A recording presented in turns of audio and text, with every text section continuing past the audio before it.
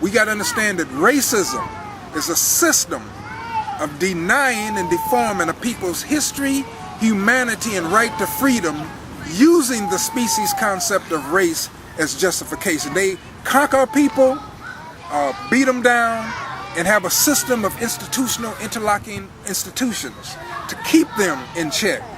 And that's something that you're going to have to understand. The prison industrial complex is real, and it's not an accident.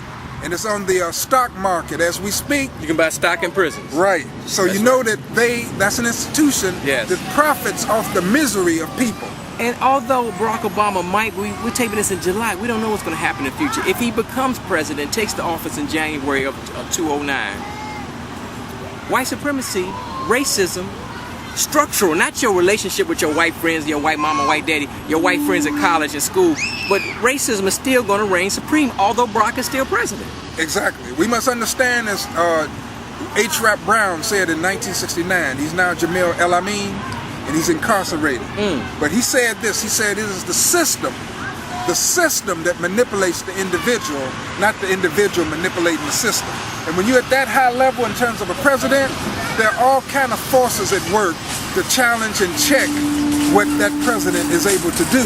Now, I am proud of Barack Obama, but we got to go beyond just black pride relative to this.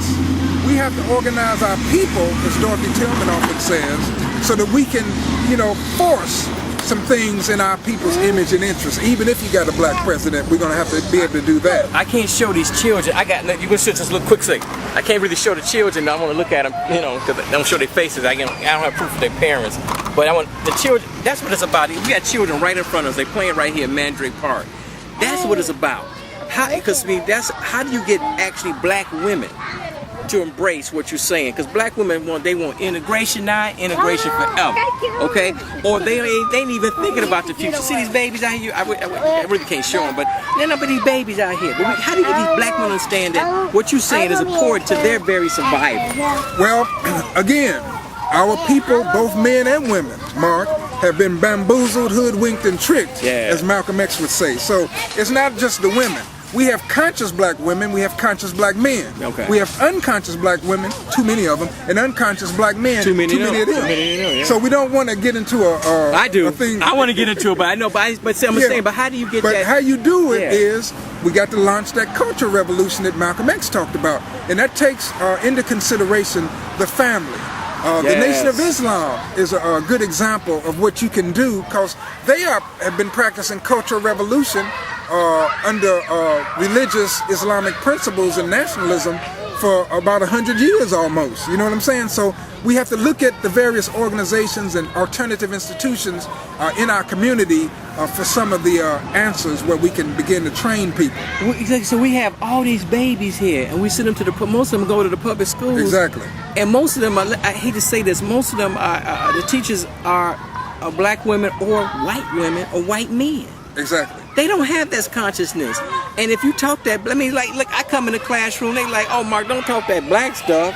And I don't want to hear that. Well, let me say this, Mark, and it reminds me of something that you said while I was in studio with you a couple of years ago. Mm-hmm. You said that some of these blacks don't want to hear all the nationalist jargon. Yes. And when I reflected on that, I said I should have said something to that then. Mm-hmm. This is not nationalist jargon. It's not jargon. We're teaching life lessons. When people talk about, I don't want to hear that black stuff, that's not stuff.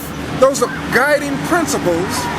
It's a language and logic of liberation and empowerment that is absolutely necessary 100% if you're going to be able to survive and develop on this earth. And I know the show. In fact, let me see how much time I got. Let me see. Less than 5 minutes.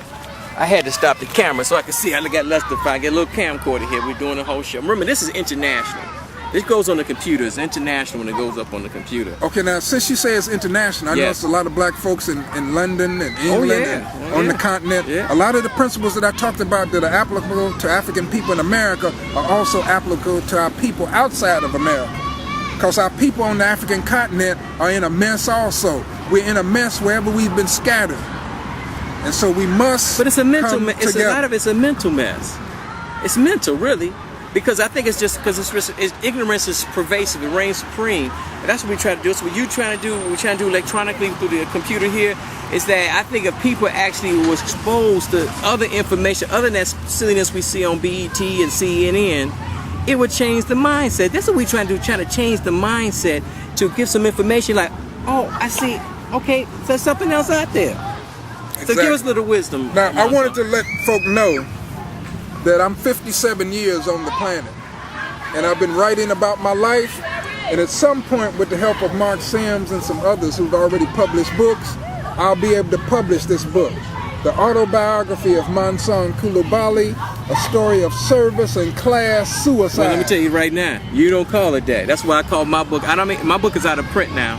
It was Willie Lynch, because my book was The World According to Marc. No one give a damn about Marc, but they care about solving their problems. So when we go off the air, I'm going to tell you to change the name of the book to talk about people solving their problems. I need a man. I need money. I need to make my family whole. My son is in jail. My daughter's home. How do I make my family whole? How do I make my life whole? That's what people want. And you have to use these African-centered principles to make my life better. That's what people want to know. That's all in the book, and I'm going to keep the title as it is. No, if you're going to change the title if you're smart. I want people to look at my life. But they don't give a damn about it. No, they do. No, they don't know. I'm saying we talk business off the air. They don't care about Mansong. Okay, I disagree with that. Unless you were, if you were like I met Barack Obama when he was a nobody. His book did not say it when it first came out. Once he became famous, then his book sold. So we talk business, but say goodbye. We're gonna talk business off camera, but say goodbye to the people, man. Okay, so I appreciate y'all listening and viewing Marc Sims show, and I definitely hope that I've said something of value. And if I am, I'm happy. Hotel.